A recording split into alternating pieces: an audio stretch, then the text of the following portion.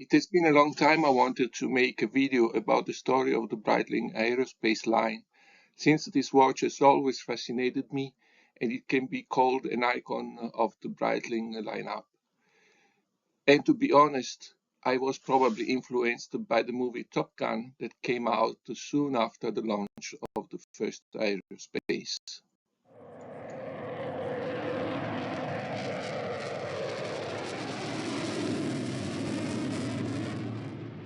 Since its launch in 1985, the aerospace has undergone a bewildering number of changes, with the policy of continual updating being followed by Breitling. This notes attempt to make sense of these changes and to help with identifying and dating an aerospace.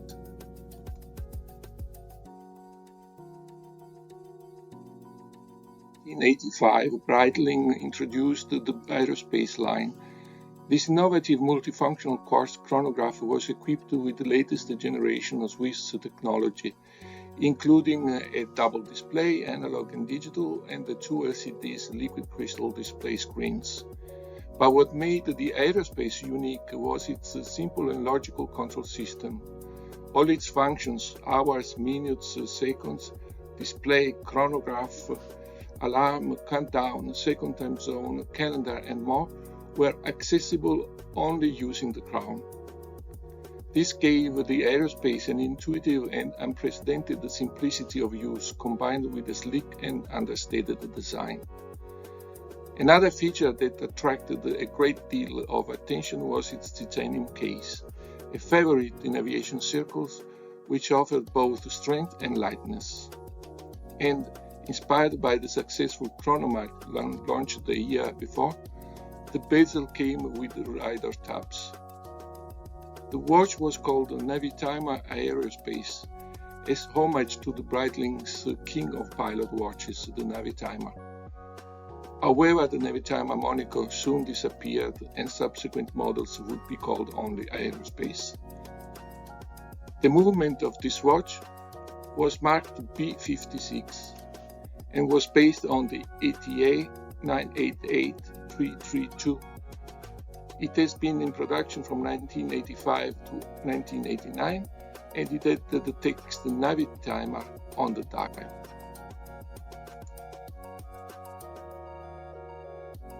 A new model, the Aerospace 2, with few but important improvements, was released. The movement was based on a later revision of the ETA 988332 and was called B65 and introduced the minute repeater functionality. Additionally, the glass was upgraded to a sapphire crystal and the water resistance increased to 100 meters. The official name was now Aerospace, which was written on the dial. The watch was produced until 1995. In 1996 was introduced a rather minor upgrade of the previous model. Naming was also confusing, with marketing materials referring to this model as the Aerospace Advantage, to not confuse with the Advantage that came later. The movement was the same as the previous, but as a sharper LCD display, stronger lume, and the sapphire crystal is now AR coated. This model is easy to recognize as it is the only one that has the text repetition minutes on the dial. This watch was short-lived and already replaced in 1998. In 1998, the Aerospace Professional was introduced, placing the aerospace line under the professional umbrella of Breitling's tougher watches. The main novelty in this model was that the movement had been upgraded to the ETA 988352, also called Thermoline TC for thermocompensated, and named caliber B75. As the name says, this movement introduced the thermocompensation and increased greatly the precision of the watch. The name on the dial changed again to Chronometer Aerospace, and the dial got a much more modern looking font for the numerals. It was produced until 2004.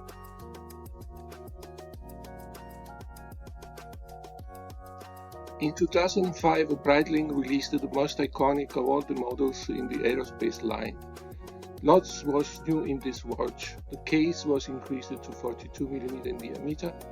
The movement was upgraded to the B79, a newer release of the ADA 988352, and was the first aerospace to be COSC certified with a precision of plus/minus 10 seconds per year. Breitling began also branding this watch as a Super Quartz. The working of the crown was also upgraded, and the LCD display was now night vision goggles compatible. The watch retained the text of the previous one on the dial, that is chronometer aerospace, but some models were released with the text chronometer certificate. The watch was in production until 2012. In 2013 was released the Aerospace Evo. I assume Evo was for evolution. However, the only new real things in this watch was that the case size was now 43mm and that the titanium of the case had got a brushed look. The watch was building on the hugely successful Advantage and only added a bigger case to the equation. It was in production until 2023. And as it turns, this will be the last of the classic aerospace, which only the crown to control all the functions.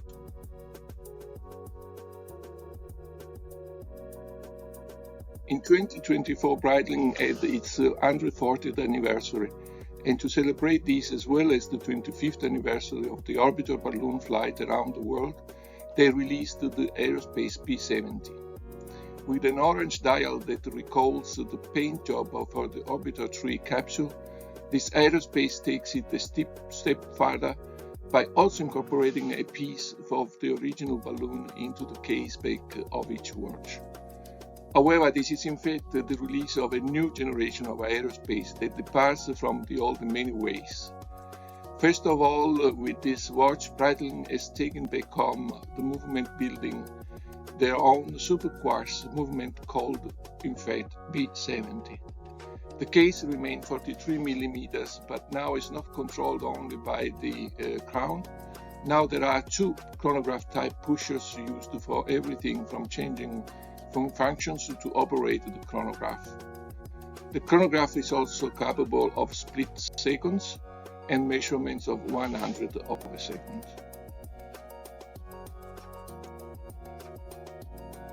This concludes our brief walk of the aerospace history. There are rumors that Breitling is working on a new series of aerospace watches, but those have not been confirmed. I hope you enjoyed this and find the information valuable. And since we have been speaking a lot of Breitling and pilot watches, what better than leave you with the Breitling jet team. Enjoy.